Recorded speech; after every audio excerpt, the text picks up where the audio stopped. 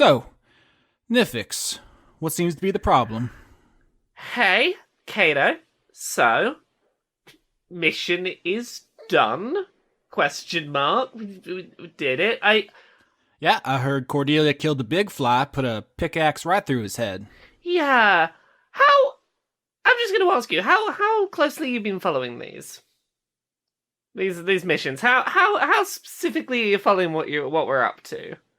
Lynette makes all the reports, and I read them, and anything else you want to add supplementally, you can do here. And this is a safe communication space in my office. One of us got murdered because our team couldn't agree on what to do. And I don't know how to get us all on page. Well, yeah, most enterprises have an entire HR department, Nifyx. It's not an easy job, so you are earning your keep significantly, even if you aren't partaking in the murder yourself with your own two hands. Well, I'm not too worried about that even at the second. It's just I don't know how I keep this team on track without us killing each other. This is my first time doing a big murder team. Is this how murder teams work? Should I just expect them to kill each other and that's just how it's gonna be? Well, it's not a daycare, Nifyx. There's going to be some difficulties. No. I will say the historical precedent is the Mercy Killers, the faction that is currently defunct over various political concerns, but they were a rowdy bunch, mercenaries and cutthroats, and yeah, they fought each other all the time, so do not feel as though you are uniquely failing in your duties. Okay, that is helpful. That is helpful. Look, I'm just putting this out there. Are you sure I'm the right person for this? Because, I feel like I'm floundering in Murder Team. Nifyx, were you a gifted child? Not in the things anyone wanted me to be. But you were put in a gifted program. You strike me as someone always ahead of people your own age, and you came to define yourself as the person who was always the best. And you are not used to failing. I'm not used to things that aren't the thing I'm used to. I keep trying to wedge. Yeah, I know that sounds weird. I keep trying to wedge this team into things I knew before I was murdering people, and none of those structures are really working. And it feels like everything just is sort of falling apart a little bit. My diminutive tautological friend, I think you need to shift your perspective slightly. You see, most people in the world fail constantly. From the time they wake up in the morning to the time they go to bed at night, they are failing every hour of every day. Most people just learn to live with it. Most consequences are fake. Nobody's keeping score, nobody's keeping track, no one cares. You hold yourself to a higher standard and you are driving yourself batty. Are you saying I just need to care less about doing it right and just do it? I'm not saying you should not care. Caring is an important weapon in your arsenal. I am saying you are a unique individual. You are in a high percentile of achievers, which is why you were chosen for this mission. So you are not psychologically prepared, perhaps, for the rigors of a profession in which it is expected you will fail.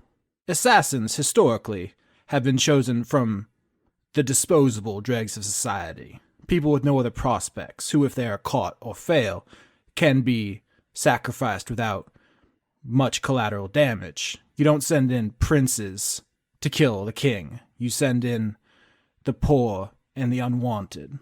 Do you understand? I do. I think I do. Sorry that it feels like I'm asking this stuff every 2 minutes. I'll, try and get myself in the right headspace. You know nobody's gonna think less of you if you aren't what you've been until now. The problem is, what am I without that? That's a good question. It's hard to shake a personal self-image once it gets stuck in your head. I mean, personally, I'm a psychopomp. I was made for one purpose, which I performed for many years. It was as natural as breathing or sleeping. And then I made a mistake, and everything changed. And I thought I could never be a different person. And yet here I am, and the world is still spinning. And it turns out, nobody was watching that closely. Nobody cared if I changed who I was. No one is really invested in holding you to your identity, especially when you form so early in life. You can reinvent yourself every day. Well, maybe I will.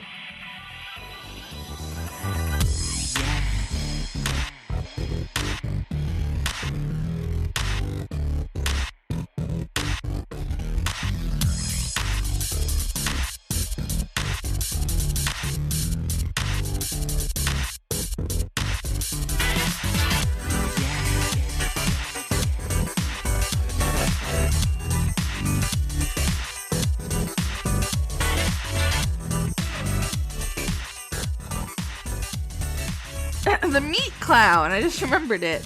Oh, God. Meat clown is an unsettling turn of phrase. I just want to scream meat clown. The fans don't know what it is, but... Is that legit? I want that to be legit. I can tell you that's legit. My little sister used to get meat clown. Wow. Google meat clown. It's delightful. Don't Google meat clown. It's gonna be bad. Put that on my fucking tombstone, meat clown. Meat and verb usually tends to be a bad. Clown is not a verb. Yeah, are you clowning? Actually, To clown clown. can be a verb. I guess, yeah, you could get clowned on. And also meat spin Austin. I know. The first result is apparently a YouTube video for something called You Can Get Crunk with the Meat Clown. What's happening in the universe? All right, well, I'm going down this rabbit hole. Oh, man, there's some great results. Yeah, everyone should probably search Meat Clown. Okay, hold on. I'm gonna have to leave all of this in if it's funny. It is meat clown. I mean, if you watch this video, it certainly is. You can get pickled monkey fingers? What is this? Speaking of food crimes, there's some kind of banana pervert in my house. Is it you? No, I'm a pervert for bananas. I'm not a banana pervert. What is it? Well, please, I'm intrigued. Continue. I don't know. The other day there was like, some bananas on the counter and they were like leaking banana fluid. Whatever. Banana fluid? No. And Banana then later juice. they were gone and I opened the freezer and they were they were in there. And I was like, what the fuck? Who's frozen these leaky bananas? And then today I checked and they were gone and I was like, that's good. And then I went to get some water out of the tap and they were in the sink. I'm now trying to process the concept of a meat clown's banana fluid. Fuck, okay, let's all go home. That's all. That's the bit. That's it. I'm just clipping this out. This is its own episode. The Meat Clown special. Meat clown banana fluid. That's the real episode 69. I'm not ready. I found out before we started recording that I have to go first and last today, and I'm like, if we just keep talking about the meat clown's banana fluid, I can put that off. I don't like the meat clown's banana fluid because it sounds like it's that clown's fluid, and I don't want it. Well, if I did my job properly, in post, I've separated your first scene from your last scene, Laura, so the audience won't know because they've already heard the first one. Well, time travel's weird. Who wants to level up? Who wants to level up? Okay, so sit back, everybody, because this is going to be a long one. For my level up, I get to attack an extra time every round. Every time I attack, and that's it. That's all fighters. I gained health. Fighters are stupidly easy. It took me 20 seconds to send my character sheet in. Honestly, I think a lot of stuff has really easy level ups at level 11. It's not a complicated level. So, Austin, Me. I want King to go hang out with Scarmiglione and make good on that promise to take line fishing. Now I have to find a Creative Commons fair use licensed fishing song.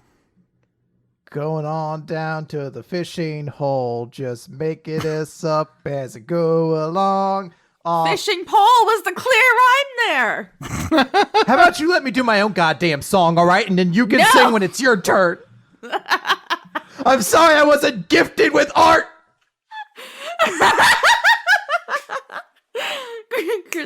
just screamed so loud that his audio went out.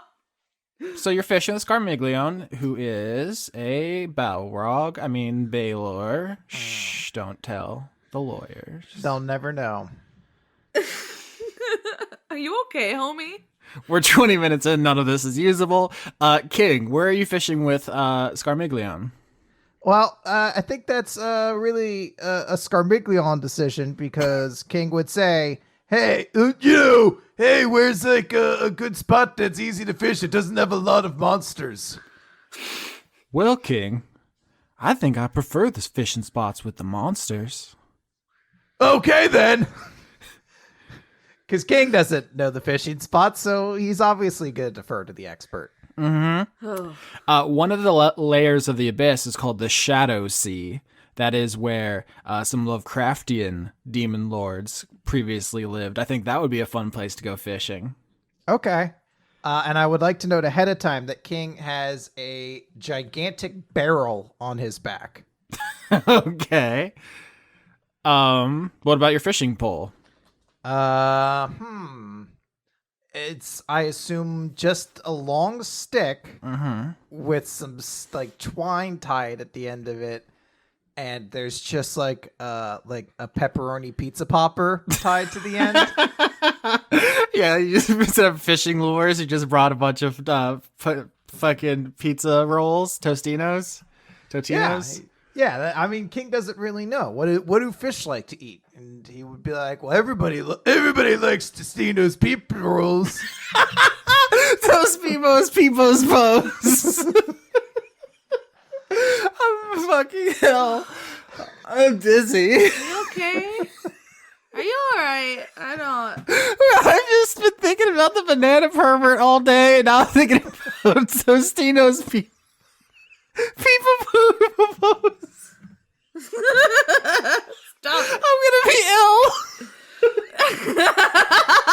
You all right there, buddy? Help me. How? Are you thinking about all that fluid again? Fuck. Okay. So do we fish here, Scomiglion? Yeah, so Scar takes you to the Shadow Sea, which is the former realm of Dagon, the demon lord and canon H.P. Lovecraft character who's in the public domain. And you're just like sitting in his inner sanctum where there's a huge like fishing spot Scar has made, and you guys are just casting your lines in there. Yeah, well, King's gonna introduce Lime to Scarmiglion like properly. Be like, "This is a friend that Daddy met during work." Big friends, bigger than you, Daddy. I know, it's really big. Hello there, little one. King, your friends are sure small. Oh, that's my daughter. She's still almost like a baby. She looks exactly like you. No, she doesn't. You all look the same to me. Oh. That seems insensitive. Do you want to roll for fishing? What do I roll? You're not proficient in fishing, so I guess it's just a D20. What does the pizza roll get me? +1. Sweet. For a peepus roll. I got a 6 then. I got a 17. So Scarmiglione definitely catches the first fish of the afternoon. Oh, of course Scar does. Or the night, I guess. It's eternal night in the Shadow Sea. Yeah, well, that's, yeah, you get some light lanterns going on, some fireflies. Mm-hmm. Yeah. And in the distance, you hear screaming.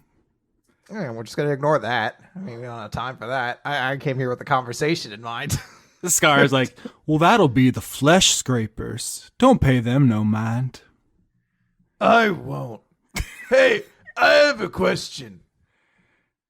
Why don't they make you fight? Who? Who would make me fight? I don't know. Whoever, like, your bosses are or whatever. Oh, well, I'm my own boss now. Once upon a time, I was a little Maine, like all your friends on the boat. But then I killed people above me, and then I killed the people above them, and then I killed the people above them for a couple 100 years or so. And then I became the top kind of demon. And now I'm my own boss. Wait, but you're really, really big. And no one makes you just kill people? Nope. That's the whole point of the soul economy in the abyss. You start at the bottom, you kill your way to the top, and then you don't have to kill anymore. Huh. I didn't know you could do that. Well, you're stuck in the same body. You can't ascend to a higher level of demon like I can. Yeah, but I also kind of get tired of killing people all the time. Because when you kill them, you can't fight them again. And then there's no one to invite out to dinner if you became friends with them. Seems to me you have a lot of friends. A full boatload. Yeah.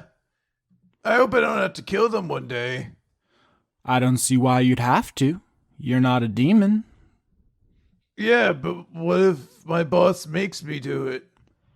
Doesn't seem like any kind of boss I would want. I don't think Kato would either, but you're just saying you just decided to not do it anymore one day and just fish instead? Once there was nobody left who could stop me from doing what I want, I finally got to do what I want. Huh. It sounds kind of nice. Daddy, can I eat the peepus rolls? Well, that one's been in the water for a little while, so I don't know if you want to eat that one. But who am I to tell you no?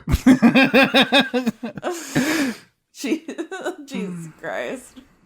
Hey, do you remember what happened when we beat up the glowy person? Oh, you mean humility, the virtue? Yeah, I guess. What happened? You and your brother beat up the angel, and then we went back to the boat, and I pushed it in the water. Yeah, but did, anything special happen with me? Or did I do anything? Well, I don't know what's normal for you, so I'm not sure if I can tell what's special. You shone awful bright, though. Does that help? I don't normally shine bright. Except that one time I swallowed a flashlight. But I haven't done that in a while. Big fishy, shiny teeth, yum, yum, yum, yum. Did you see any fish, honey? There's fishies everywhere, Daddy, look! And she's just pointing down to the water where there's just monstrous demon fish everywhere. Do you want to see it? Yes! And King's gonna just dive his hand into the water and just try to grab one out. Okay, rolled a noodle, I guess. Wait, what? Noodling? It's when Yeah. you stick your hand in a fish's mouth to catch it. You use your arm as the fishing line. Is that an animal handling or athletics? Animal handling. Okay, cool. I still have a good roll for that. Oh, I crit failed. You botched. King, you walk to the edge of the shadow sea. You see a big, toothy, demonic fish in there, and you just ram your hand down its throat, and it drags you under the water. All right. How do I start punching this fish in the face? I guess we'll strength contest the fish. Yeah, if King gets killed in a downtime scene, people are going to be very mad. I rolled a 25. I rolled an 18, so you punch the fish over and over in the face and eventually decides it's not worth it and it lets go of your arm. But you're pretty far down and you're surrounded by... Oh, no, I'm grabbing that fish. I said I was going to show live a fish. Okay, so you tell me what happens then. So let's say, because King was planning to go fishing, need a lot of bait for fishing. The rest of the Tostina's pizza rolls are floating out of King's pocket. Does the fish like them? Yeah, they love them. Are you kidding? Who doesn't? All right. Please sponsor Who us. doesn't love fucking pizza rolls? Now, can I get a new animal handling check? For for what? Because now it likes the pizza rolls that I've given it. I guess. Fine. I rolled a 9. I can't. Can I just kill? No, the Totino's pouring out of your pockets is just attracting more demonic fish, and you're surrounded. All right. Well, I'm gonna have to catch one of them. So I want to try to grab one.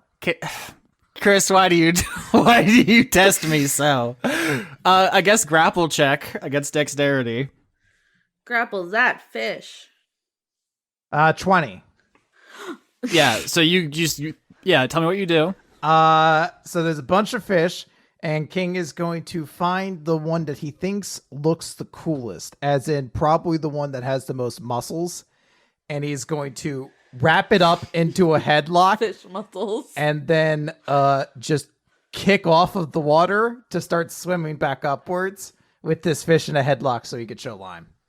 All right, so on your way there, back to the surface, you're going to get bit multiple times by fish. 11, 17, 24, 10. Only one of those hits. Man. How are fish muscular? Like, how can you tell which fish is red? Okay. Oh, King could tell. You take 15 damage as fish bite you on your way back to the surface, but they are no match for your armor, I guess? Yeah, my natural scaly armor. Mm-hmm. And King's going to emerge out of the water and say, "Look, Lime, Daddy caught a fish." And you're just bleeding. See, Scar? I knew I could be a good fisherman. I don't have anything to add to this scene. I think you win. I think I'm going to tap out. Well, I want to note there's one last thing I want to do. Mm-hmm. Since I'm already in the abyss, Mm-hmm. I'm going to grab that barrel and take Lime, and we're going to go see Junior and Callie. I forgot about the barrel. Chekhov's gunned me. And I'm going to go down to see them. He's going to be like, Hey, it's me, King. So you exit the Shadow Sea to the nearest route with, I guess Scar's still with you, just chilling out. Yeah. And the giant Nidhogg kind of descends out of the route slowly, just like hanging pendulously in the air, and you can see Callie is just like standing on his snout, and she says, Hi, King. What's in the barrel? Oh, well, you see, I wanted to say hi and thank you for helping us, but Junior wasn't able to make it to the barbecue, so I thought I'd bring some of the barbecue to you. So, and King's going to open up the barrel. it's full of my homemade chipotle lime barbecue sauce. I thought I'd put it on the roots that you're always eating for a different taste. "Wow, very thoughtful." The Nidhogg says. I hope you like it. I do actually really like this mental image, though, of like, I guess Lime's riding on your shoulders or on your back, and Yeah. Callie's riding on the Nidhogg. So it's just like this mirrored image of father and daughter, but the scale is just banana pants. Exactly. And King's going to just like brush some barbecue sauce over some of the roots of the Yggdrasil. Shoss. Oh, sorry, Yggdrasil. I don't think anyone's checking our work. There are no Norse cops in the audience. But Tales of Symphonia will judge me. Fair. So you do that. I just do want to say, though, I think Callie's there, and she says, Hey, King, I joined the Aethar. Really? Wow. Do you like it? Yeah, I made it not have to do anything. They just gave me this hair clip. It's magic. That seems pretty cool. Yeah, I kind of like them. This seems pretty cool. Abraham's really big. Lancelot's fun. And he can be big. Yeah, he's really big when he wants to be. I should find out what the Aethar do. I just realized both Callie and Lancelot have the same thing where they can drastically change size. That wasn't intentional. That's what the Eighth are going to be all about from now on. Their team's spontaneously big. Yep, that's their gimmick. Yeah, All right, so King's just making all the friends. that's what he wants. He's stealing all my friends. So wholesome. I didn't know what to do, and now I got no friends, and King got all the friends. You're over there having an existential breakdown, and King's like, I'm too dumb to think about that. I'm just going to have friends. See, I learned. I just need to make my characters stupid enough that they can't deal with their problems. They just don't. They don't realize they exist. Yeah. You're stealing all my NPCs, Chris. I'm for. Oh. Next up, Blake. Me! Nope, I need to hear about Blake's level up first. Damn. Okay. So, yeah, level 11, not a huge deal. But do get a level 6 spell slot. And we're taking the spell Soul Cage, which is like Planar binding, but miniature. Yeah, planar binding was a compromise spell where you were going to try to bind someone. It took an hour to cast, and then you had to like get them to transfer their souls to you. It was like a stick-up situation. Soul cage is just you kill them, and then when their soul flies out of their body, you grab it and put it in a cage, and then that's it. It's instant. Yeah, although you then got to figure out what you're going to do with it within 8 hours. True. Yep, in this soul economy, you can get rid of it pretty quick, or you can just keep it around and use it to heal yourself and boost yourself for 8 hours if you want. The important thing is that the material components for Soul Cage are much less strenuous. Instead of having a one-time use gem, you basically traded the gem for a little cage, which can be used 10 times because material components are a tenth of the cost of that gem. So you're going to have Soul Cage probably for the rest of this campaign. Yep, probably. And, Blake was also within striking distance of a max hit points of 69. Damn. Missed it by 1. We'll have another chance at that at level 12, though, so. Are you above or below? I'm below. I'm at 68. Let's see if we can find somebody who can boost you. But I asked for Blake to go first because I actually want you to talk about your new roommate situation before we launch into your downtime. Yeah. So what's your apartment like, and how's Cordelia adding to the vibe? Well, that's going to be kind of up to Cordelia to establish a vibe. Because Blake's apartment is pretty empty. He has a kitchen table. You know, he has a chair that sits at that kitchen table. There's a lamp that hangs over that. And he has a bed in his bedroom. It's not particularly interesting, and the sheets are gray. But he only has like one plate, one bowl, one knife, one fork, one spoon. So Cordelia's probably going to need to do some shopping. This sounds incredibly relatable, like my dorm room in college. People called my dorm room the cell because it was just a bed, a computer, and a stack of books, and that's it. It's like the only thing you have now is that fucking Yu-Gi-Oh! / Pokemon crossover poster. I do have a poster of Pikachu growling at Blue Eyes White Dragon. It's a lot. It's extremely good. And Ash is wearing Yugi's clothes and vice versa. Yeah, I think they probably hooked up and they wore each other's clothes the next morning. They put the wrong clothes on. Yeah, it's romantic. Cordelia, what are you bringing to the apartment? I have many decorative throws and pillows, some dead flowers, blackout curtains. It's real Lauren's middle school bedroom in there. A lot of Cure posters. I still love The Cure, excuse you. But I was really into AFI in middle school. Like, that was like the first concert that I picked out for myself. But yeah, very, very hot topic, circa 2006. Maybe a little bit earlier. And you don't think that this is maybe a lot? It's supposed to be a lot. That's the whole point, is for it to be a lot. Do I need to take everything down? Do you even hang out? No. It's I want you to feel comfortable. Me too. Thank you. And Lord knows I have the space, but that's a lot. Welcome to my brain. So Blake, tell us about what you do in your downtime, which you have drafted Cordelia into assisting with. Yeah, well, that's just it. We need to go to a wedding. I love weddings. There's always tiny snacks. Champagne. I love champagne. And you get to do a murder. You know how much I love to do a murder. I do know how much you love to do a murder, and a high-profile murder. They're not gonna know what hit them. I'm so excited. No, they're really not. So Blake's plan for his downtime is he's going to eliminate one of the board members at the Failsafe Insurance Company so that he can sort out his arrangement with Cicero and get his money. And so he's going to use Cordelia to do this. because one of the executives is about to get married. Yeah, I think that the vice president of marketing, who is also a Yugoloth, specifically one of the lower kinds, which are like big people beetles. You know the soldiers, the evil soldiers in the Dark Crystal?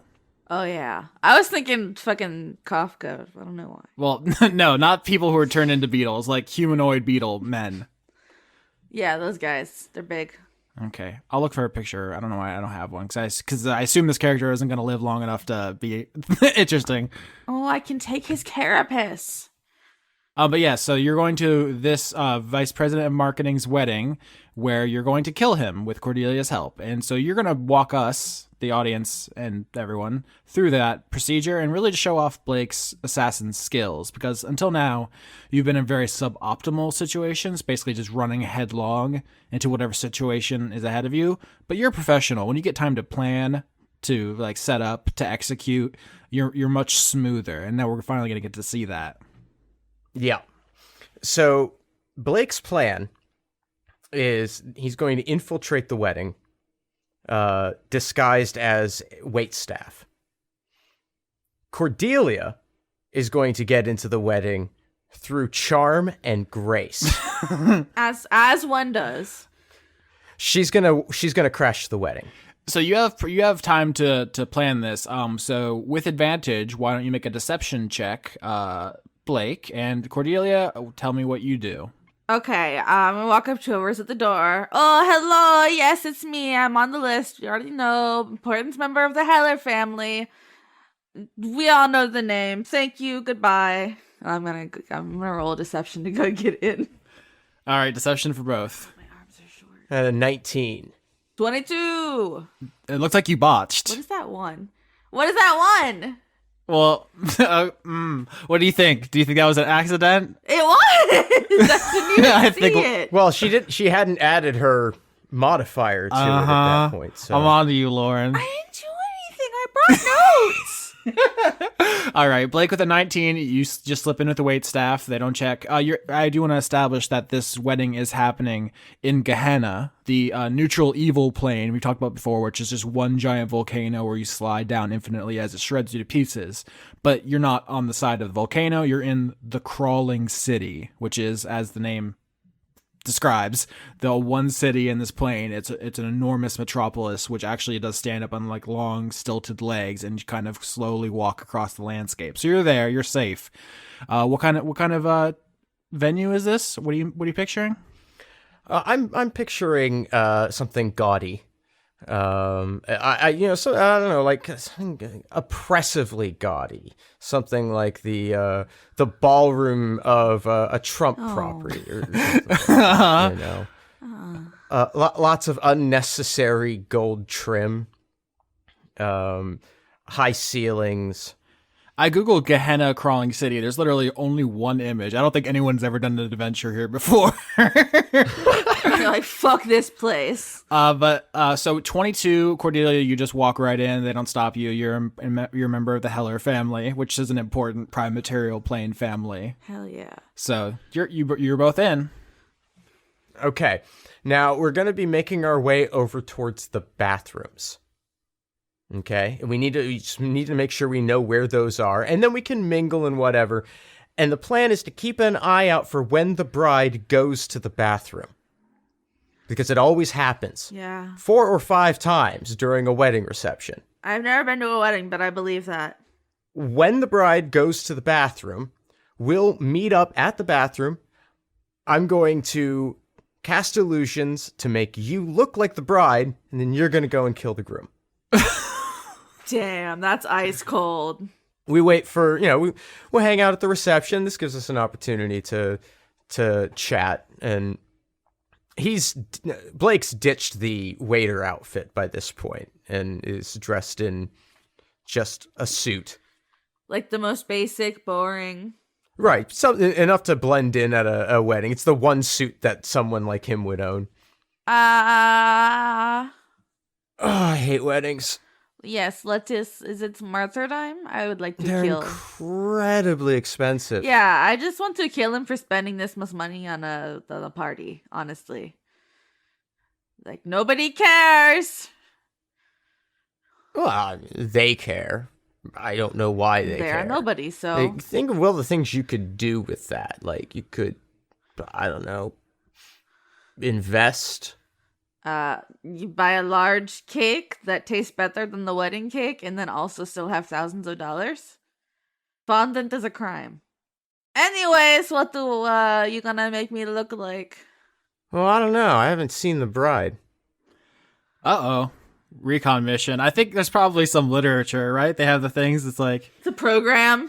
yeah, the program, and it's like the happy bride and groom, and the groom is a big beetle man, and then the bride is just like a human.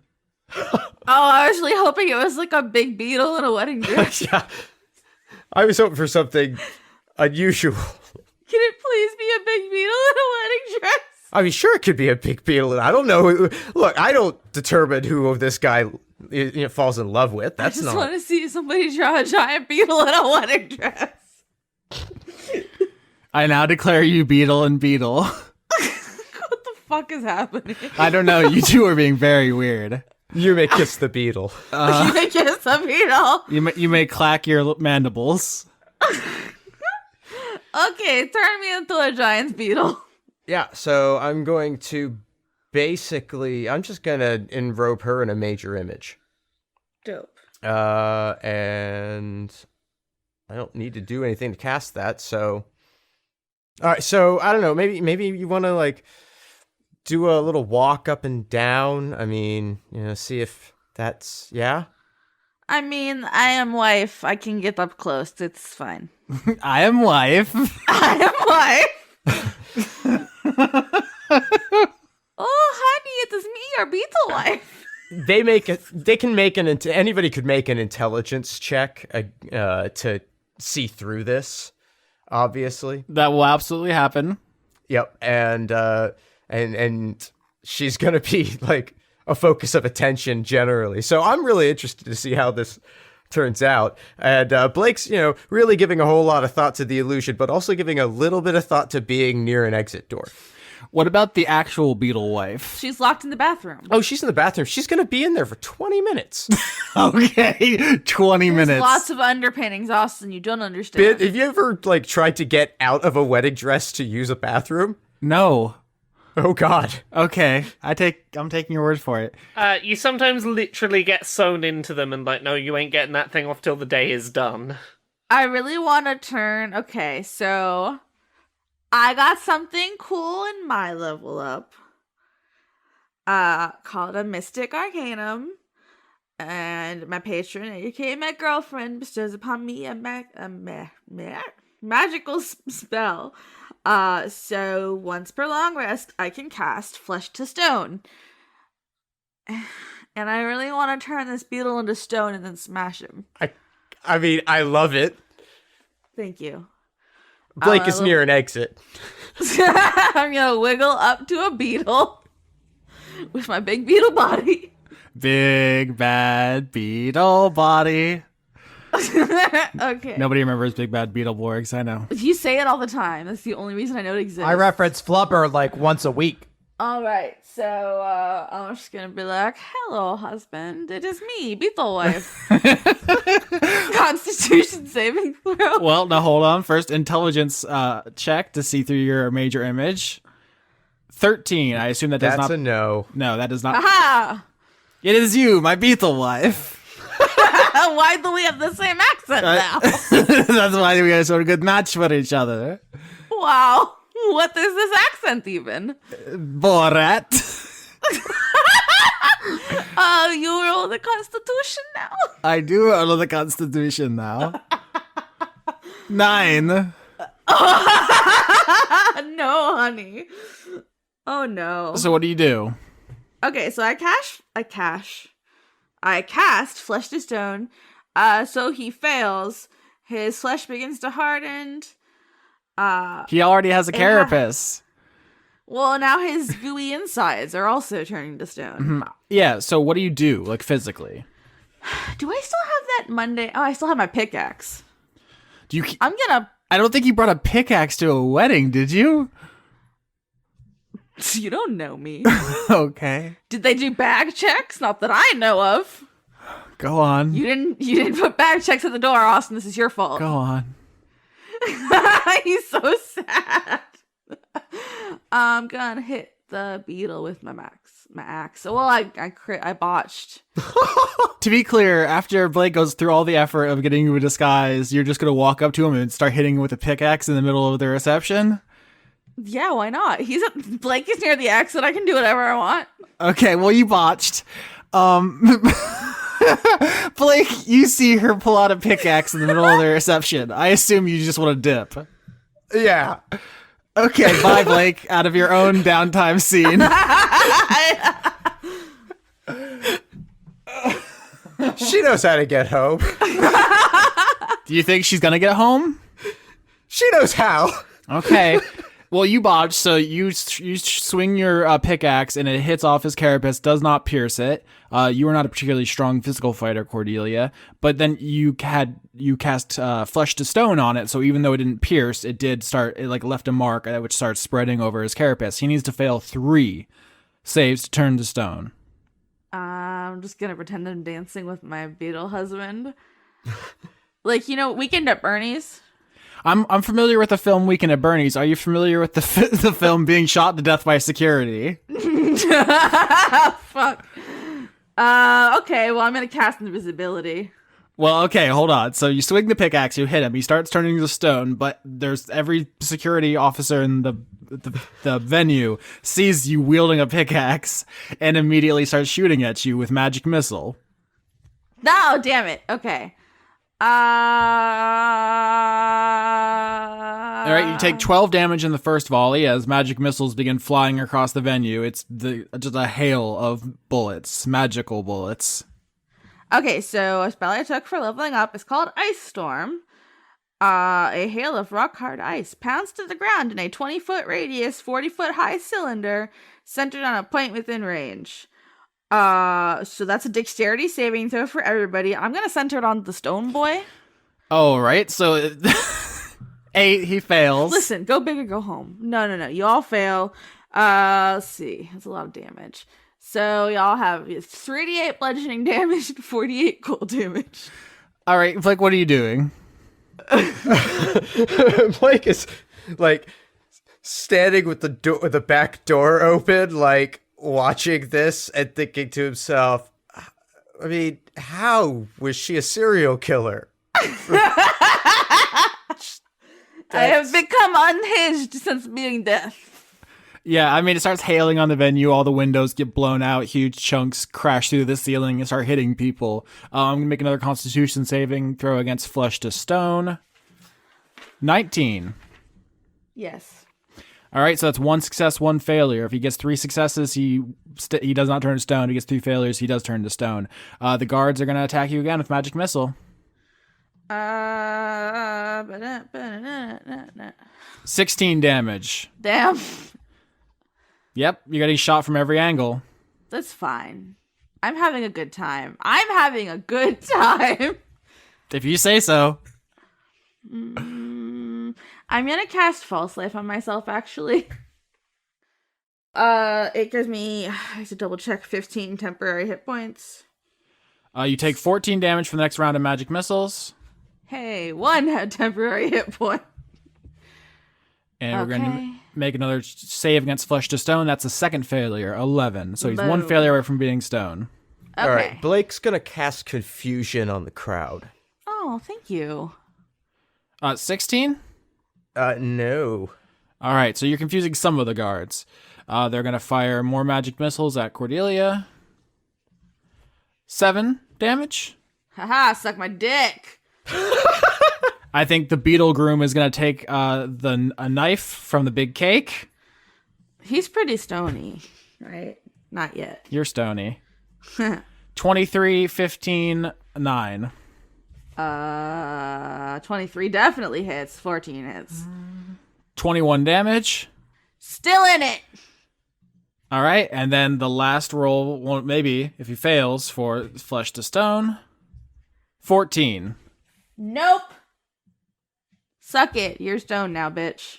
So the groom beetle stabs the knife from the wedding cake into your chest and then turns to stone with it still stuck inside you, and you're fused to this stone statue. I can pull it out. All right, strength to pull the strength to pull it out. Fuck, I'm really low on health. Yeah. Oops. Weird. 6. You do not. You're struggling to pull the knife, which it turned to stone while in your body, and so it's fused inside of you. Magic missile, 6 damage. Oh, well, I'm dead. You're not dead. You are. I'm not dead, but I have -3. All right. This downtime has gone very sideways. Austin, if Cordelia dies in Blake's downtime, can we use her time to do other things then? Yeah, you're gonna make Like, more a trip friends. to McDonald's or something? Yeah, something like that. Steal all her friends. Oh. Blake, you see Cordelia go down in a hail of magic missiles. Actually, she just like slumps forward onto the Ugoloth who's been turned to stone, and they're like embraced and dying. Okay. All right. So now, hypothetically, how much of a dick am I if I cast Soul Cage right now? I mean, you could, like, help. Yeah, I suppose I could. All right. God damn it. Blake really didn't want to have to, like, get into this. I mean, you probably should have told her not to swing a pickaxe through the reception. Well, come on. That seems obvious. I didn't realize I had no backup. I didn't realize you were gonna, like, attract attention. I thought we had a team. It wasn't a team. It was just me.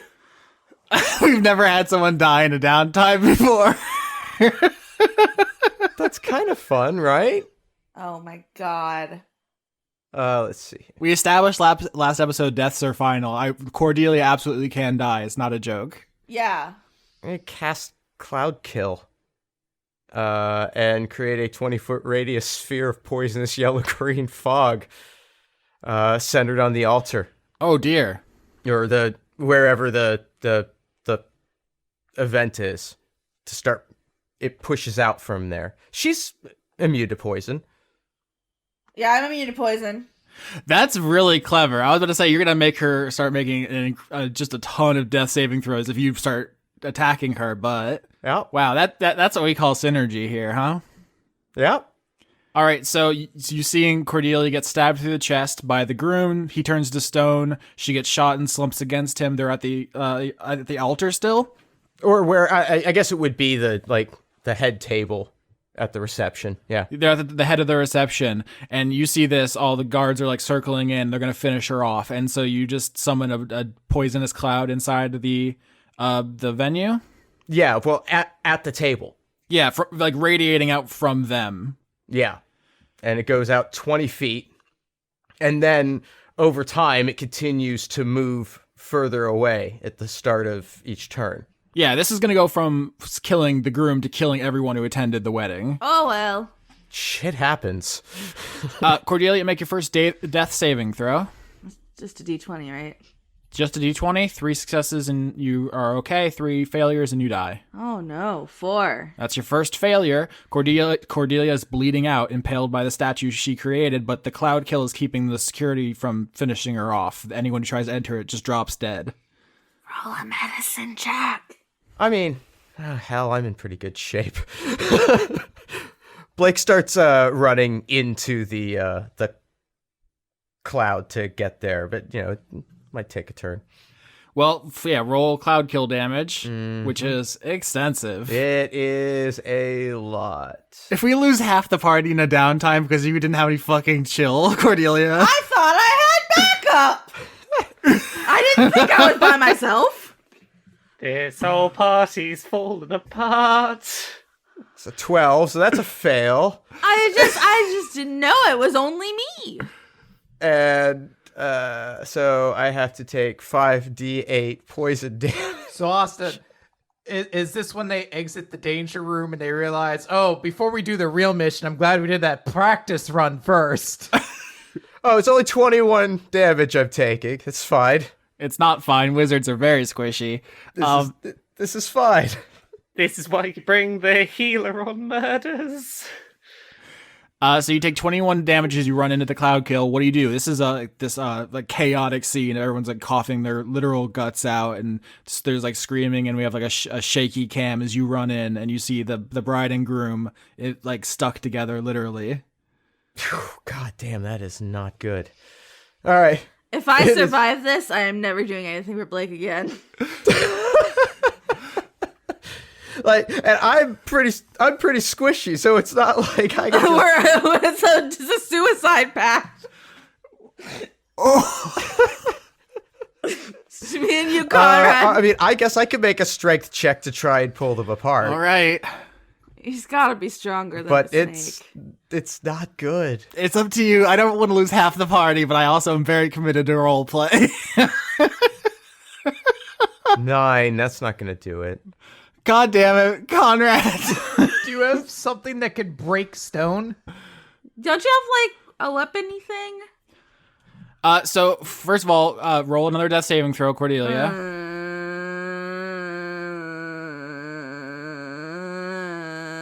God. 2! Oh my word. All right, what? Jesus. Luck be a lady. One more failure and Cordelia is dead forever. Blake, what do you do? This is it. I'm not fucking around. If Blake doesn't figure out how to get you out of here... Medicine check! If Blake doesn't figure out how to get you out of here, you're dead. I'm gonna cast Cone of Cold on the beetle to see if I can make it brittle enough to break. Why don't you cast Cone of Cold to make like a little slippery ramp that you could just push them down? What? Just like fucking Iceman. You make yourself a little ice ramp to fucking just scooch out of there on. I mean, have you not seen penguins? Don't act like I'm insane. Yeah. if you want to Iceman out of here, that will save Blake's life, but Cordelia will still have to roll for the... She's two failures in, yeah. All right, so Blake, out of options for how to separate these two and unable to prevent Cordelia's death, I like when we say it like that. is at least going to try and get as much of the evidence out of here as possible. Mm-hmm. And so you're going to cast Cone of Cold to create an ice ramp out of the poison cloud. Dude, that's a smart idea. Okay, so you create a ramp with Cone of Cold on the ground of the reception hall, and I guess you're just gonna push the double statue. It's one statue and one dying person. Slide out of there. You're gonna ride them like a luge, or well, I'm just gonna push it, and that way, if there's anyone in the way, the statue will likely hit them, and maybe topple over, and maybe knock Cordelia loose. Well, hold on. I think we could do a Jamaican bobsled thing here. Oh, you want to go? You want to go? Oh, okay, man. Why don't you roll me athletics or acrobatics? Oh boy, I could choose between either one of the two things You know that I'm what? bad at. Okay. I learned from Cool Runnings is that they say the most pivotal skill to being a good sledder is your arcana skills. John Candy, I think, says that. Yeah, he says it a couple times in the movie. Well, I went with acrobatics, and I got a 7. All right, this is extremely good. All right, so I think you grab the Beetle Man statue who's impaled the knife through Cordelia, and you push it down this ice ramp, and surrounded by security and the death poison cloud, because you're going to die too, Blake, in the poison cloud. You have no choice. I think you're going to bobsled like out the window of this venue. Uh-huh. You rolled a 7 on your acrobatics, right? Yeah, which is not great. It's not great. So you go flying out the window, the statue man hits the glass, it explodes, and you topple out of this building. And I think over the edge of the crawling city. Okay. So let's take some damage as you hit the side of this volcano, and the Beetle Man explodes. So Cordelia is unstuck. That's good. That is good. What? Look at this roll. Wow. I'll take it. Only All 3 damage. Mathematically improbable. The statue breaks your fall, Blake. You could have died right then and there. But the Beetle Man cushions your fall. It explodes on impact, and you and Cordelia go rolling down Gehenna, which is like an active demonic volcano. Above you, you see that the venue is just filling with poison gas. It's like wafting out the windows. People are screaming and dying, and you two begin rolling down this volcano with all these shards of what I think you called them evidence, now lost to anyone who would want to find them. So you've gotten rid of the body. So Blake's gonna try to reach out and grab some portion of Cordelia, sort of figuring that if she's a log tube and he can just latch onto some part of it, she'll eventually wrap around him entirely as they tumble down Gehenna. So Blake does a miraculous toboggan out of the venue, down the legs of the crawling city, and onto the surface of Gehenna. Now, Cordelia needs to make a death saving throw. 9 or below, and she dies forever. No takebacks. 10 or above, and Blake gets one more chance to save her. Yeah. 18. Yay! Woo! But you're now sliding down this active volcano. If we hit another roll, there's a good chance Cordelia dies. Now, Blake, what do you do? I don't want to play your character, but ice manning off of things has worked out pretty well so far. I mean, yeah. It's a volcano. Lava, ice makes rock. I do have one more level 5 spell slot, so yeah. Yeah, I can kind of cold us a ramp. Okay, so you wrap Cordelia's dying noodle body around yourself, and you, Dying noodle body. and as you're sliding down this volcano, you shoot a cone of cold in front of you, and you start making an icy ramp. I think somewhere down the volcano, you see there's a portal back to Sigil. I mean, portals cover every plane. Can you maneuver into it and back to safety before you're torn apart by the molten surface of Gehenna? Good question. I don't know. Can I cast fly? I would. I think I can. All right, that doesn't require any rolls. Nope. You just do it. And I'm going to fly us into that fucking portal. Do you do a kickflip off your ice ramp? Yeah. SSX. Do a 720 degrees, I don't know what, McTwist? Is that a thing? I think that's a skateboard Sounds trick. like a churro from McDonald's. Or like a cinnamon twist from McDonald's. Part of me wants to make a roll again. And Yeah, of course you do, because you fucking want me to suffer. No. I don't. I just think of you. Yes, you do. I don't. I deserve it after all the years, but... Oh, actually, Blake, one more medicine check. You just DC 10 as you're flying, because now you can just fly. Nothing's getting near you. Yeah, okay. Let's see. Please, dear God. I mean, it's not great, but it's a 10. Oh, fuck. Everyone's butthole can unclench. Yay! Oh, man, really... I was not ready for this tonight. Lauren I learned was an ready episode today. Learned an episode. Learned a thing. low stakes downtime hijinks. That's what I signed up Yeah, for. never going in big again. I thought I could get in, get out, so... Narrate what's happening. Blake, you do a kickflip off of the ice ramp towards the portal. You cast fly on yourself, and now you're just lazily kind of gliding down, like Link on his hang glider across Hyrule Field on the way to the portal. Cordelia's wrapped around you. What do you do, and how do you feel about that? So he tears off the pant legs. It's like, I lose more pants this way. Nothing but cutoffs.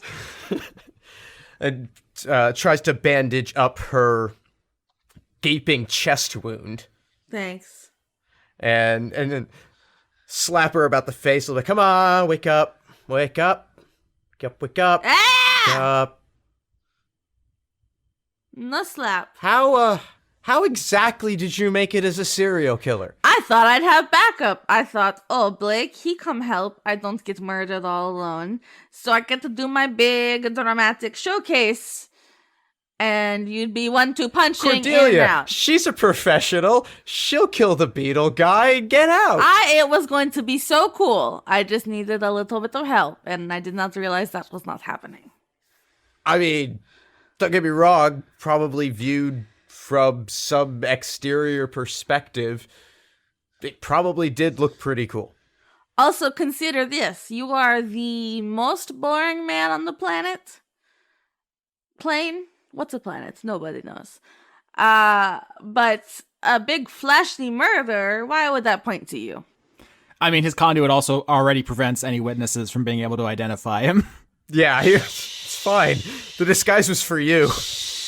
He could have walked in butt naked and killed someone with a giant dildo and it wouldn't have mattered. Listen, sometimes we want to turn people into stone and then pickaxe them. But I think we learned our lesson today. I mean, the turn to stone was great. I mean, it might have just been a more subtle way to, pull that off. And he makes a very kind of gross gesture with his hand. We learned a lot today. Valuable lesson. We are better for having been through it. This is not cognitive dissonance. I'm fine. Below you, you can see the pieces of the Beetle Man statue like tumbling down Gehenna, and then you see them all, and then you look to your chest, and there's still a knife with a broken off hand gripping it. That's mine now. I keep it. Yeah, that's your item you get from this, is a severed hand frozen like a victim of Medusa holding a knife that cut a wedding cake. Okay, but that's really fucking badass. That's a good story. Yeah, look, that's my hand sword. Cordelia, are you crooked again? You know what? Yeah, I think so. It's gonna stick this time. Yeah, right? Well, level up now, Cordelia. Okay, never. Alright, I leveled up. I took a spell. It's called Ice Storm. I already used it. It was a terrible idea.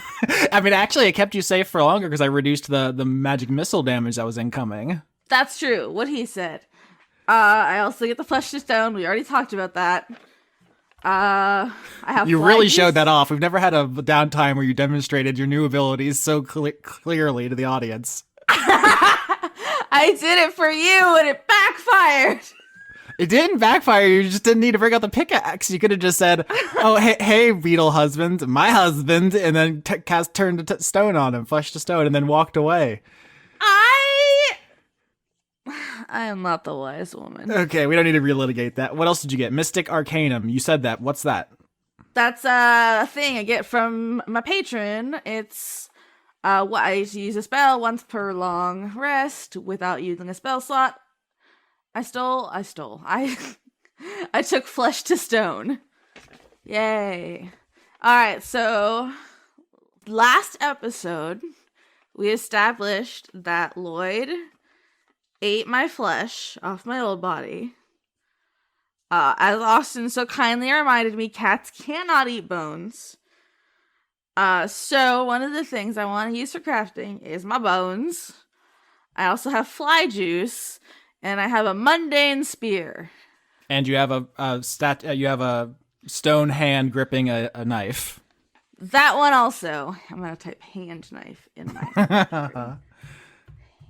hand knife. Ooh, I can put like a little glove on it. It looks so fancy. I don't know if you can get a glove on it. I know, I'm not an idiot.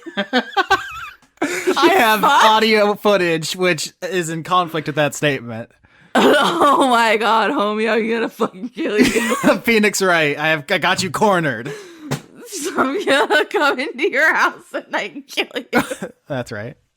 I know where you live. I'm scared. Okay. Bones. Jesus. I'm like delirious from almost dying. Hold on. Yeah, no, this is in character. Cordelia has had a severe blood loss event. Sometimes we go too big and then we lose the blood and then we get a little silly. I would like to turn some bones into some things. Bone things. So I was thinking, I keep getting stabbed, right? That is a problem. In the middle-y area. The torso part of the noodle. I don't know where the torso ends. But the middle part of the noodle. So me, Lauren / Cordelia, we think we make a corset armor out of rib bones. Instead of whale bones, as was traditionally done.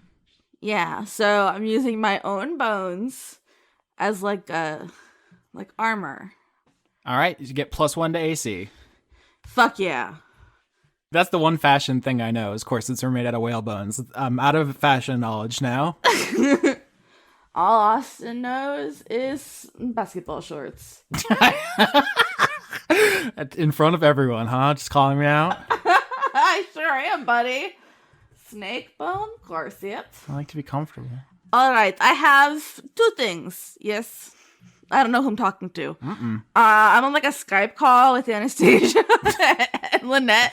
Uh-huh. Like, first I take ordinary lance. It is boring into nothing, yes? What do we even have this for? Saved it for a reason that I now understand. I'm going to like electromagnetic plating, but with fly juice. Yeah, I mean, you could just say you pour the fly juice on it. You don't got to make it into a whole production. I wanted to make you do a whole thing. Okay, fine. Yeah, be extra. I fully juice that lance. So you take the mundane spear from the abyss, and you add the fly juice Blake got from Jean the Demon Queen, and you make a lance of the flies. Hell yeah. So the only person who uses physical weapons is King. Are you going to try to give that to him? I'm gonna hold on to it and maybe give it to him if he chills out after talking to Lloyd. It is a potential rift in the party that is minimizing our maximum output. Okay, I didn't know we were going to get an economics lesson. Words. So Cordelia, level 11. What are you going to do with your downtime? I want to go talk to Camilla about the believers shit. The last episode ended with her asking you to become the god of murder, and then you said, check, please, instead of answering. Yes, I have a lot of questions. I don't just blindly allege myself to people. All right, so you go to the headquarters of the Believers of the Source, which is the Great Foundry, basically a giant factory where things are made in sigil. Is there smelting? Yeah, dog. We can smell anything. What do you want to smelt? I just like smelt. Isn't that also the name of fish? A smelt? It is. So they smelt metals, and they also just got a bunch of smelts. Wow, I love a fishy city. I tried to Google smelt fish, but I wrote smelt fruit, which is nothing. You can't smelt fruit. Yeah, these are like these little skinny fish. They're very goofy. So you go in. Camilla knows you're coming, meets you out there. She is once again a goat lady. She's wearing kind of a casual nun's outfit. She has a sword with a black blade on her hip. She also has a little bit of blue in her hair because she's all white besides that. She's kind of cool and hip, but also very calm and collected. And she says, "Hello, Cordelia. Have you had more time to think about my offer?" I have had more time to think. However, I feel that I need a lot more information to consider further. I don't like to go into things blindly. One, you can never know what happens. Sometimes you're an idiot and try to pickaxe people at a wedding. Sometimes. Yeah, I guess that does happen sometimes, yeah. You never know. So I just had I wanted to just have a little tete-a-tete with you. Like a powwow or figgle. Yep, Figgle. we're going to figgle it out. Oh no, I just broke my figgle. This has been an extremely cursed episode word-wise between the Tostinos People's Peebus and this. Oh my god. I just realized that there's a beetle in a wedding dress that's coming out of the bathroom. Oh shit! Fuck. That's the only survivor of the wedding. She just finds her husband's stony face on the fucking sidewalk. I don't understand what today's episode is. You're welcome, everybody. All right, so you proposed I was to be the god of murder. I have lots of questions about that. One, why? Why would that be helpful? Like, what do you specifically want from me? What is expected? All believers of the Source are required to volunteer here at the Great Foundry, 15 hours a week. All proceeds go to our charities, so you'll be helping the community. That's required from you. Oh, that's fine. I love to smelt. All right, we'd love to have you here smelting. But besides that, we would like you to take your proper place in the universe. I don't personally approve of murder. I don't partake in murder. It's not an interest of mine, but just as there is a God of light, and there's a God of shadow, there's a God of love, and a God of hate, there's necessity for a God of murder, just as there is for a God of life. Okay, well, good answer. Thank you. This is a test. Now, maybe I misunderstood or misread your words, misread, like, in my mind. It kind of seemed as if you are asking for me to ally myself with you in case of, like, a battle or a war. I mean, it just seems like the obvious conclusion. There's two guys. Y'all hate each other. The factions of Sigil have often come into armed conflict. There have been 2 full-scale wars in the history of the city, and that was back when the Lady of Pain was here to keep the peace. Now that she's gone, I have very little doubt there will not be another war. Okay. How does one become a god? How do you propose doing the god thing? We have many theories and projects currently underway. The answers you seek are probably currently unavailable to new members. If you dedicate yourself to the believers, eventually that information will be made available to you. Okay. Would the concept of immortality be included in that, like, older member knowledge? I mean, the immortality hasn't really been a thing, but in a long time. But when you think of God, you think of, pretty old. Is there? I mean, I don't know. It's crazy, man. Was that like a surfer dude? I don't know. It's like 78 degrees in here and I want to cry. Most of our work right now is purely theoretical. I can't tell you all the contours of what godhood would entail. If we had those answers, we would be gods already. Okay. I really appreciate your honesty. That is something I am wanting. I'd rather have you tell me the truth than lie and say, "Oh yes, Cordelia, we make you a god. Look how big you are." Rah rah. Why do you think that there being gods is a better state to be in than our current godless state? Do you believe in democracy? The people cry out for gods. Just ask them. They always have.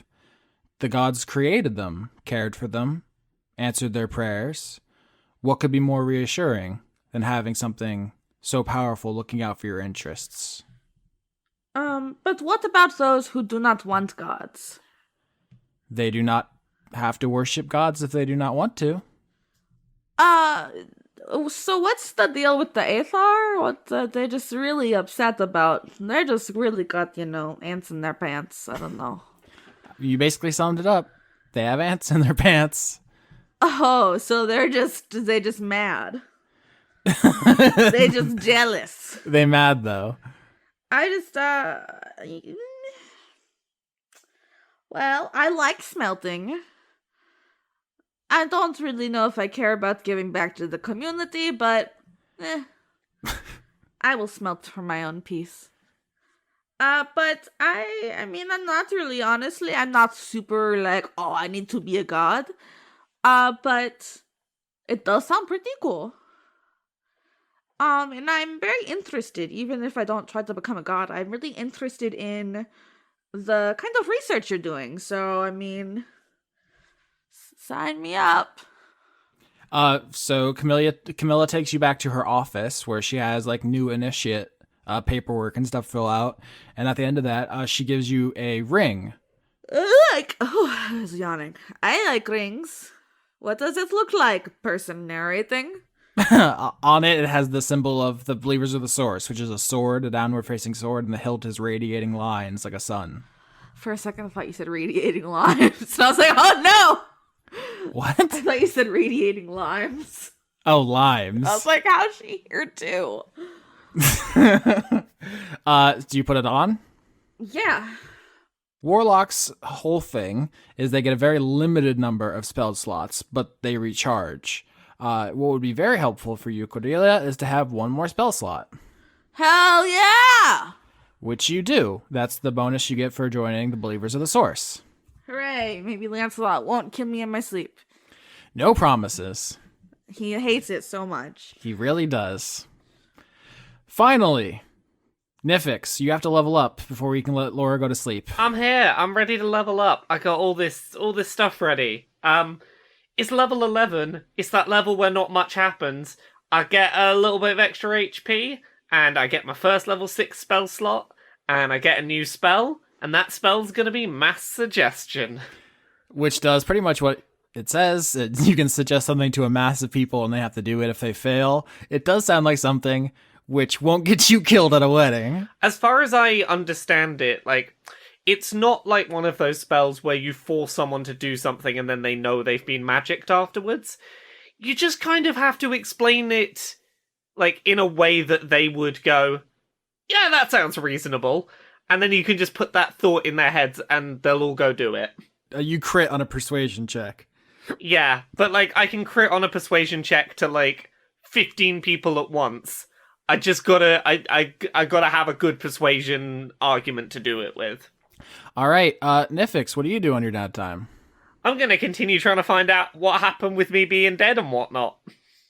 On the last episode of CSI Nifyx, you went back to the scene of the crime, looked through security tapes, and found a suspicious Modron, kind of a robot man.